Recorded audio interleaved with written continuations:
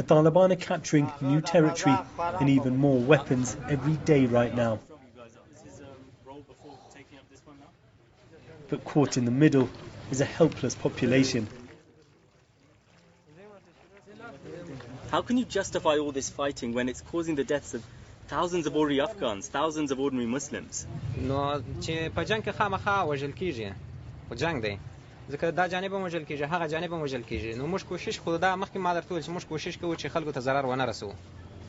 نو بیا خو خامخا جنگ دی چې وژل کیږي، هغه به راضي پکې. You're the ones who started the fighting here, though. موږ جوړ نظام خو ما مخکې درته وویل چې افغانستان جوړ نظام و دوی رااله. او په افغانستان کې چې اسلامي نظام نه وي چې هر نظام یې موږ نه پرېږدو، موږ په خلاف مقاومت کوو.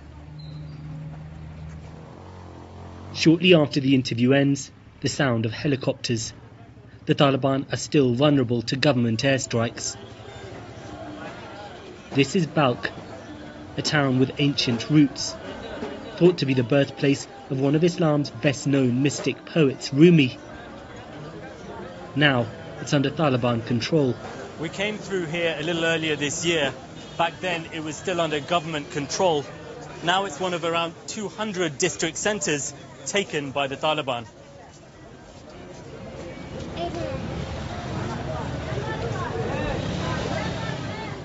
The market is still busy. Women have apparently been allowed to come here without male companions if they need to. But elsewhere, Taliban commanders have reportedly banned them. Haji Hekmat is a local Taliban leader. Despite what I've been told, he insists they haven't made the burqa compulsory. But you've also said that women have to wear the burqa, the chadar. That's right, isn't it? Nah.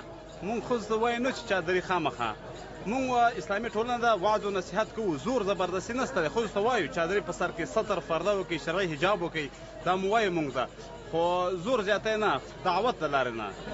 What happens if someone doesn't want to wear it? نو چې وانه غوندې مشکل نشته ورته خپل شرعي حجاب به کوي شرعي حجاب خپل سر به پټوي سر او حجاب به کوي نور معنا دوی ته زبردستي نشته. The next day, a young woman was killed close by, allegedly for wearing immodest clothing. The Taliban denied involvement. They seem to want to play down their more hard-line views internationally, but at times are in tune with some conservative Afghans. Many here praise improved security. Accompanied by Taliban fighters at all times, it's hard to know what residents really think.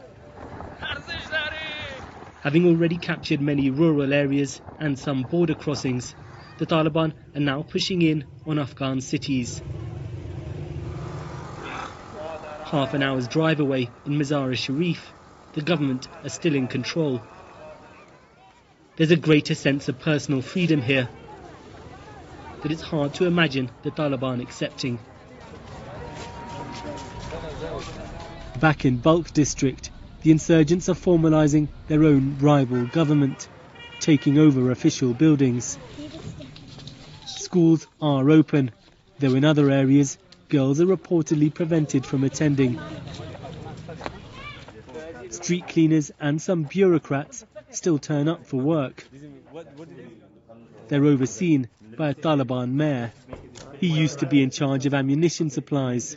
Now it's tax. So all the money you're collecting, though, that's being used to fund the war, right? At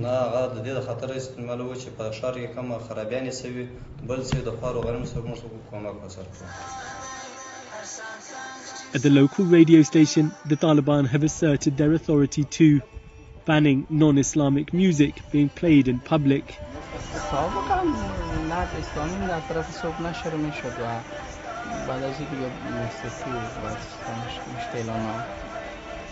I heard that members of the Taliban here caught one man listening to music, and to punish him, made him walk without any shoes on until he fainted. Even if you didn't order that, that's what some members of the Taliban did to this man.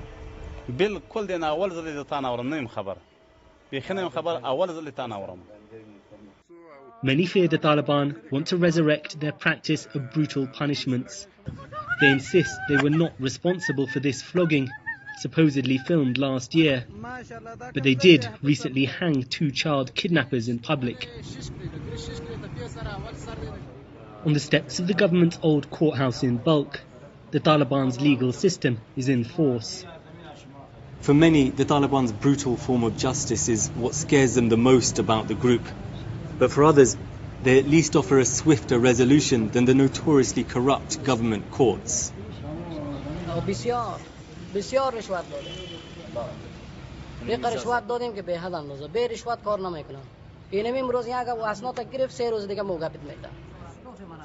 The judge here says he's never ordered serious corporal punishment and that there's a system of appeal courts.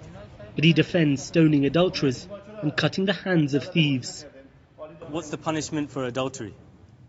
ازنا په باب کې هم موږ د شریعت مسله روښانه ده چې ازنا کې کچېرې یو کس زناو کې واده شوی نه جلۍ وي او هلک وي دواړو واده نه یې کړی بیا په دغه صورت کې چې کوم ده حد جاري کېږي سل لورې ویل کېږي په عام محضر کې او چې کوم واده شوي وي بعد له هغه نه هغه رجم کېږي څوک چې غلاو کې ثابته شي په ثبوت اثبات سره نو هغه لپاره سزا موږ په شریعت کې دا چې هغه نصاب ته ورسیږي. Many people here in Afghanistan and around the world would be horrified at the idea of a society where hands are cut, women are stoned to death. جامع جهانی او طرفه قضاوت کوي. تاسو ګورئ دغه نه په ارتباط باندې چې کوم مرزونه راځي نه په صلحه او زراو خلک په قتل رسیږي د امراض په نتیجه کې مهلک مرزونه دي. همدغه را د غلاو د ډاکو د چورو چپاول په نتیجه کې په زرهاو خلک تباه شو.